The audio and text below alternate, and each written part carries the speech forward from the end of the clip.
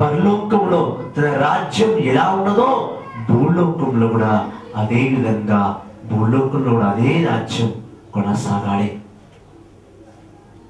మనం అందరం కూడా పరలోక జపం చెప్తాం. పరలోక జపంలో చాలా ముఖ్యమైన ఒక వచనాన్ని మనం పలుకుతున్నాం. పరలోకమందున్న మా యొక్క తండ్రి, నీ నామం పూజించబడుగాక, మీ రాజ్యం వచ్చును గాక, మీ చిత్తం పరలోకమందు నెరవేరినట్టు భూలోకమందు నెరవేరును గాక. పరలోకంలోనైనా రాజ్యం భూలోకంలో నెరవేరాలని ప్రతి ఒక్కరు ప్రార్థిస్తున్నాం. ప్రతి ఒక్కరు ఆ ప్రార్థన చెప్తాం. అది కేవలం ఆ వచనం ప్రార్థన వరకే పరిమితమైపోయింది. భూలోకంలో పరలోకం ఎలా ఉంటుంది, భూలోకంలో ఆయన పరలోక రాజ్యం ఎలా నివసిస్తుంది, దాన్ని ఎవరు స్థాపిస్తారు, అది స్థాపించడానికి దాని ప్రణాళిక ఏమిటి, భూలోకంలో పరలోక రాజ్యం ఎందుకు స్థాపింపబడాలి, ఇలా ఎన్నో అంతులేని ప్రశ్నలు మనిషిని వేటాడుతుంది. ఇలా ఎన్నో అంతులేని ప్రశ్నలు జవాబు తెలియకుండా ఎన్నో ఆత్మలు నశించిపోతున్నాయి. కొంచెమందికి దేవుడు తెలుసు, కానీ దేవుడు ఎలా ఉంటాడో తెలియదు. కొంచెమందికి దేవుడు తెలుసు అంటారు, కానీ దేవుడి యొక్క ప్రణాళిక ఏంటో తెలియదు అంటారు. కొంచెమందికి దేవుడి ప్రణాళిక తెలుసు, కానీ దేవుడి చిత్తం ఏంటో తెలియదు. కొంచెమందికి దేవుడు తెలుసు, దేవుడి ప్రణాళిక తెలుసు, దేవుడి వాక్యం తెలుసు, దేవుడి యొక్క ప్రతి విషయం తెలుసు, కానీ నీవు ఎందుకు భూలోకంలో జన్మించున్నావు, ప్రభు నీ దేని గురించి పంపించున్నాడు, ప్రభు నీతో తలపెట్టిన కార్యం ఏమి, నీవు భూలోకంలో 60 సంవత్సరాలుగా జీవిస్తున్నప్పుడు నీవు 60 సంవత్సరాల జీవితాన్ని దేనికి నీవు ఉపయోగిస్తున్నా ఇది చాలా మందికి తెలియదు. అందుకే మనం చదువుతున్నాం లూకా సువిశేషం 17వ అధ్యాయము 20-21 వచనం. లూకా సువార్త 17వ అధ్యాయము 20-21 వచనం పలుకుతుంది. దేవుని రాజ్యము ఎప్పుడు వచ్చును అని పరిసయ్యులు ప్రశ్నింపగా యేసు ఇట్లా సమాధానం ఇచ్చెను. దేవుని రాజ్యము కంటికి కనబడునట్లు రాదు. ఇదిగో ఇక్కడ ఉన్నది లేక అక్కడ ఉన్నది అని ఎవడను చెప్పజాలడు. ఎలయానా అది మీ మధ్యనే ఉన్నది. Praise the Lord. Praise the Lord. Praise the Lord. Praise the Lord. Hallelujah. Hallelujah. Hallelujah. నేను చెప్పాను కదా, దేవుడి రాజ్యం ఇక్కడ ఉంది అక్కడ ఉంది. దేవుడి రాజ్యం అంటే ఏంటి? ఆ ప్రశ్నకి జవాబు ఈ వాక్. ప్రభు అన్నాడు, ప్రేమ దేవుడి రాజ్యం మీ మధ్యలో ఉన్నది, మిమ్మల్ని పంపించాలి, అందుకే నా రాజ్యాన్ని కట్టడానికి నేను పంపించి ఉన్నాను. మనం చూస్తున్నాం యేసు స్వామి ఈ లోకానికి వచ్చి ఉన్నారు. 32 సంవత్సరాలు తన జీవించప్పుడు 32 సంవత్సరాలు తన సేవను తన కొనసాగించి చివరికి ఈ శిలువ పైన తన ప్రాణాలనే ఇచ్చి ఉన్నాడు. మనల్ని కాపాడడానికి, తన తండ్రి యొక్క చిత్తాన్ని నెరవేర్చడానికి ఆయన జన్మ ఒక అర్థం ఉండింది. తన తండ్రి యొక్క రాజ్యాన్ని స్థాపించాలని, అందుకే ప్రపంచాన్ని ఆయన జయించున్నాడు. తన మరణముతో ప్రాణాలు సైతం విడిచున్నాడు యేసు స్వామి తన తండ్రి యొక్క ప్రేమను పంచడానికి. అందుకే మనం చదువుతున్నాం యోహాను సువార్త 3వ అధ్యాయం 16వ వచనంలో తండ్రి అంటున్నాడు, నేను నా కుమారుని ఈ లోకంలో ప్రేమించడానికి పంపించున్నాడు, కానీ బలి తీసుకోవడానికి కాదు. కానీ యేసు స్వామి తన తండ్రి ప్రేమను మానవులైన మన గురించి పంచాలని తన ప్రాణాల సైతం విడిచి ఉన్నాడు. ఆయన ప్రాణాలు విడిచిన కొన్ని ఏళ్ళు సంవత్సరాల తర్వాత కూడా ఈ రోజు కూడా ఆయన ప్రేమను మనం ఎవరికి పంచట్లేదు. ఆయన ప్రేమ ఏంటో అసలు మనం తెలియకుండా జీవిస్తున్నాం. అందుకే ప్రభు ఈ రోజు మనం చూసి, ప్రపంచాన్ని చూసి ఏడుస్తూ ఉన్నాడు. అయ్యో, నేను ఎన్నిసార్లు నా బిడ్డలకు నా ప్రేమను పంచాను, ఎన్నిసార్లు నా బిడ్డలు చూసి నేను ఏంటి చెప్పాను, బిడ్డలారా నేను మిమ్మల్ని ప్రేమిస్తున్నాను, మీరు నా బిడ్డలు, నా తండ్రి ఎంత పంపించున్నాడు, తన ప్రేమను పంచడానికి నేను వచ్చి ఉన్నాను, నా తండ్రి ప్రేమను మీతో పంచడానికి. యోహాను సువార్త 21వ అధ్యాయం చదివినట్టయితే చాలా స్పష్టంగా ప్రభు అంటున్నాడు. 19:20-21 చదివినప్పుడు ప్రభు అంటున్నాడు, నేను ఈ లోకానికి ప్రేమను పంచి ప్రాణాలు విడిచి తిరిగి నేను వెళుతున్నాను. అందుకే నా ప్రేమను, నా తండ్రి యొక్క ప్రేమను, నా తండ్రి ఇచ్చిన నా పనిని మీరు చేయండి అని తన 12 మంది శిష్యుల పైన తన శ్వాసను, తన ఆత్మను ఊది 3వ రోజు ఆయన పైకి వెళ్ళిపోతున్నాడు. ప్రభు ఉట్టి చేతులతో ఈ లోకాన్ని విడిచి వెళ్ళిపోలేదు. తన పనిని, తన ప్రేమను, తన తండ్రి యొక్క రాజ్యాన్ని మన చేతులు పెట్టి వెళ్ళి ఉన్నాడు. అది మనం నెరవేర్చట్లేదు. మనం నెరవేర్చడం కాకపోగా మన పిల్లలకు కూడా మనం నేర్పించట్లేదు. ఈ లోకంలో ప్రతి ఇంటిలో ప్రతి వ్యక్తి, ప్రతి ఒక్క బిడ్డ కాస్త ఎదగంగానే ఈ లోకం అనే ఆశల్లో పడిపోతున్నాడు. ప్రేమ, తాగుడు, స్నేహం, చెడు అలవాట్లతో సైతాన్ ఆవరించి వాడిని పట్టి వేస్తున్నాడు. ఎప్పుడైతే ప్రతి ఇంటి నుండి ఒక బిడ్డ దేవుని రాజ్యం స్థాపిస్తాడని దేవుడు ఆశిస్తున్నాడో, ఆ ఇంటి నుండి సైతానుడు ఆ బిడ్డ ద్వారా సైతాన్ రాజ్యాన్ని స్థాపిస్తుంటే ప్రభు ఏం చేస్తాడు? ప్రపంచాన్ని చూసి కన్నీరు పెడుతున్నాడు, ఏడుస్తున్నాడు. అయ్యో మన బిడ్డలారా, నేను మీ గురించి ప్రాణాలు ఇచ్చున్నాడే, కానీ మీరు ఇంకా నా ప్రేమను అర్థం చేసుకోలేదని కన్నీరు పెట్టుకుని ఏడుస్తున్నాడు. Praise the Lord. Praise the Lord. Praise the Lord. Praise the Lord. Praise the Lord. Praise the Lord. Hallelujah. Hallelujah. Hallelujah. Hallelujah. యోహాను సువార్త 21వ అధ్యాయము 1 నుండి 19 వచనం చదువుదాం. దేవుడు తన ప్రేమను మానవ రూపానికి ఎలా ఇచ్చాడు? దేవుడు ఎలా తన ప్రేమను తన చనిపోయిన తర్వాత కూడా తన రాజ్యం గురించి, తన తండ్రి ప్రేమ గురించి ఎలా తెలియపరచాడో మనం చదువుతాం, మనం విందాం. సరస్సు తీరమున శిష్యులకు దర్శనము. పిమ్మట యేసు తిబేరియా సరస్సు తీరమున శిష్యులకు మరలా దర్శనమిచ్చెను. అది ఎట్లనగా, సిమోను, పేతురు, దిదీము, జెబెదియా కుమారులు మరి 2 శిష్యులు ఒక చోట ఉండిరి.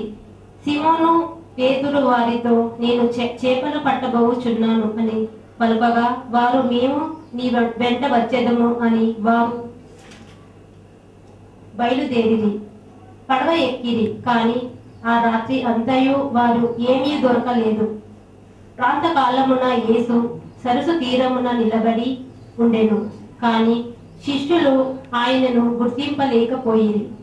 యేసు వారిని, బిడ్డలారా, మీ వద్ద తినుటకు ఏమైనా ఉన్నదా అని అడగగా, లేదు అని వారు బదులు పలికిరి. అప్పుడు ఆయన వారితో, పడవ కుడివైపున వలవేయుడు, చేపలు దొరుకును అని చెప్పాను. వారు అట్లే వల వేసిరి. చేపలు ఎక్కువగా పడుటచే వారు వలను లాగలేకపోయిరి. అప్పుడు యేసు ప్రేమించిన శిష్యుడు పేతురు, ఆయన ప్రభువే అనెను. ఆయన ప్రభువే అని వినినంతనే వస్త్రహీనుడైన సిమోను పై వస్త్రమును చుట్టుకొని సముద్రంలో దూకెను. తక్కిన శిశువులు చేపలతో నిండి ఉన్న వలను లాగుచూ ఒడ్డునకు వచ్చిరి. వారు తీరమునకు ఎక్కువ దూరంలో లేరు, 200 మూరాల దూరమున మాత్రమే ఉండిరి. వారు ఒడ్డునకు వచ్చినప్పుడు అచ్చట బొగ్గులు మంటలు దానిపై ఉన్న చేపను, రొట్టెను చూచిరి. యేసు వారితో, మీరు ఇప్పుడు పట్టిన చేపలు కొన్ని తీసుకొని రండు అనెను. సిమోను పేతురు పడవ ఎక్కి 153 పెద్ద పెద్ద చేపలతో నిండిన వలను ఒడ్డునకు లాగిరి. ఇన్ని చేపలు ఉన్న ఆ వల పిగలలేదు. వచ్చి భుజింపుడు అని యేసు వారిని పిలిచెను. ఆయన ప్రభు అని వారు ఎరుగుదురు కనుక శిష్యుల్లో ఎవడును మీరెవరు అని ఆయనను అడగక సహింపలేదు. యేసు వచ్చి రొట్టెని తీసుకొని వారికి పంచిపెట్టెను. అట్లే చేపను కూడా వారికి పంచి ఇచ్చెను.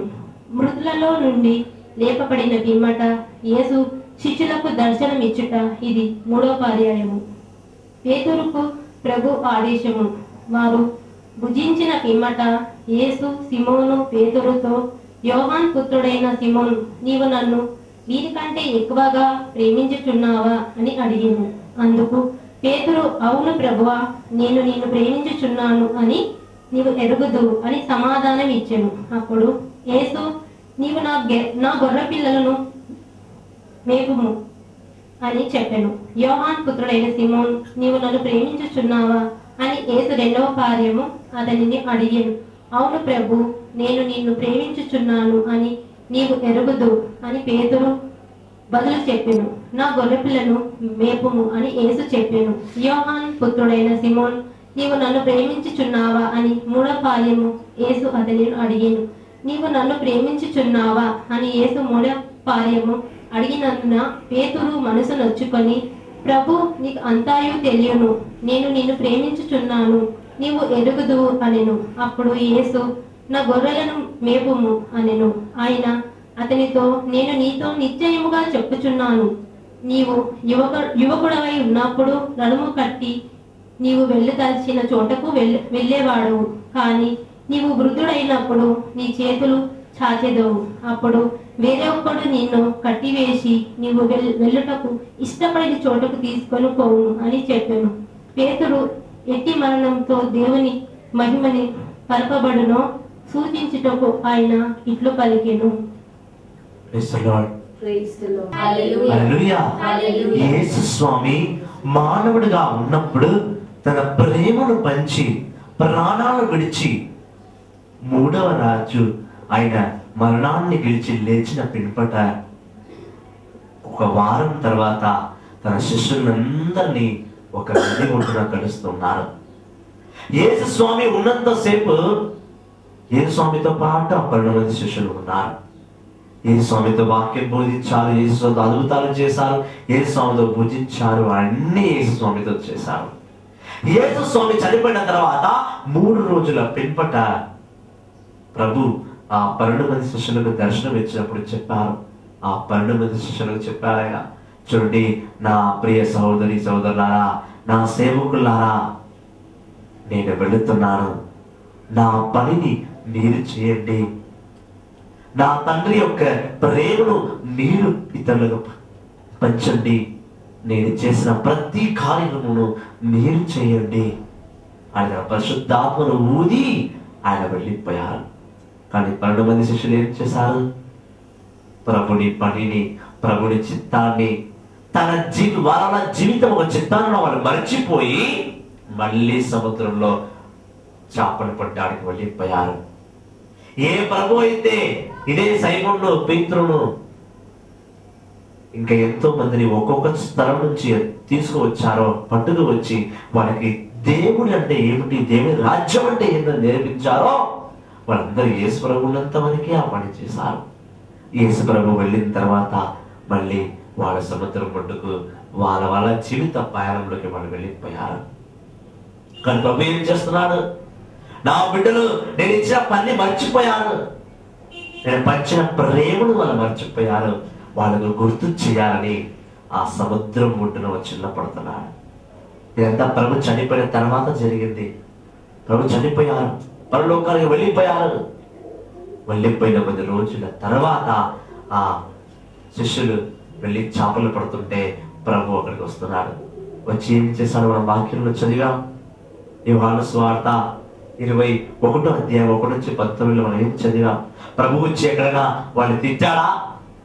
సేవకులారా, నా శిష్యులారా, నేను మీకు ప్రభుని, నేను మీకు పని అప్పచెప్పి ఉన్నాను, మీరు చేశారా లేదా అని అడిగారా? తిట్టారా? వాళ్ళు ఎక్కడ శిక్షించి ఉన్నాడా ప్రభు? లేదు. వాళ్ళ గురించి ఎంతో ప్రేమగా ఆ సముద్రం ఒడ్డున నిలబడి వాళ్ళు అడుగుతున్నారు, శిష్యులారా, ఏమిటి మీకు ఇంకా చేపలు దొరకలేదా? ఇటువైపు కాదు, కొంచెం ముందుకు వెళ్ళి చేపలు పట్టడం ప్రయత్నించండి, మీ వలలు వేయండి, మీకు చేపలు వస్తాయి. ఆ సేవకులు ఒకరు మాట్లాడుకుంటున్నారు.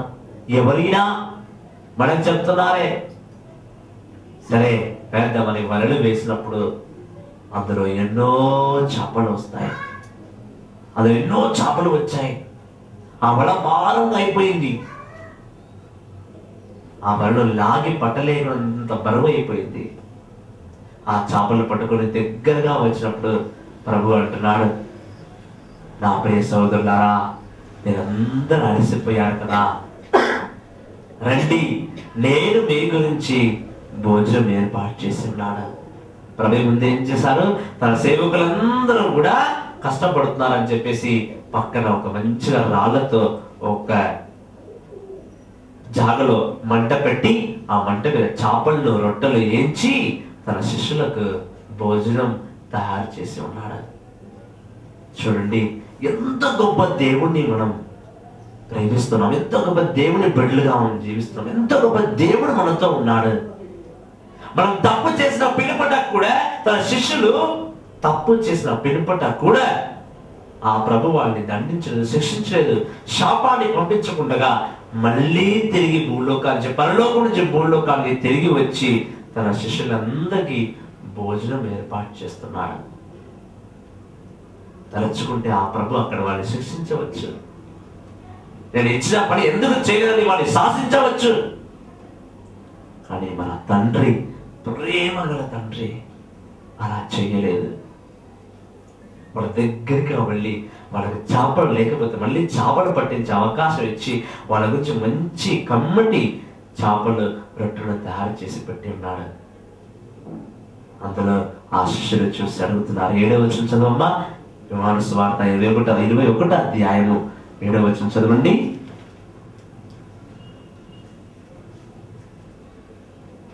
అప్పుడు యేసు ప్రేమించిన శిష్యుడు పేతురు ఆయనే ప్రభు అనెను.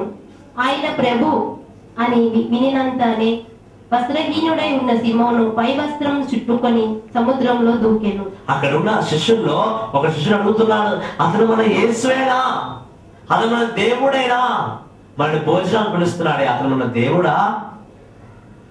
ఎప్పుడైతే ఆ శిష్యుడు అవును మన దేవుడని గ్రహిస్తున్నాడో, పక్కన ఇంకొక శిష్యుడు వస్త్రహీనుడుగా ఉన్నాడు. అంటే ఒంటి పైన వస్త్రం కూడా లేదు ఆయనకి. ఒంటి మీద వస్త్రం కూడా లేని సమయంలో ఆయన ఏం చేస్తున్నాడు, అప్పుడప్పుడే ఆ వస్త్రాలన్నీ కప్పుకొని ఆయన సిగ్గుతో ఆ సముద్రంలో దూకిపోతున్నాడు. ఆయన ఆ ప్రభువాన్ని పిలిచి, ఆ శిష్యులారా రండి, నాతో పాటు కలిసి మళ్ళీ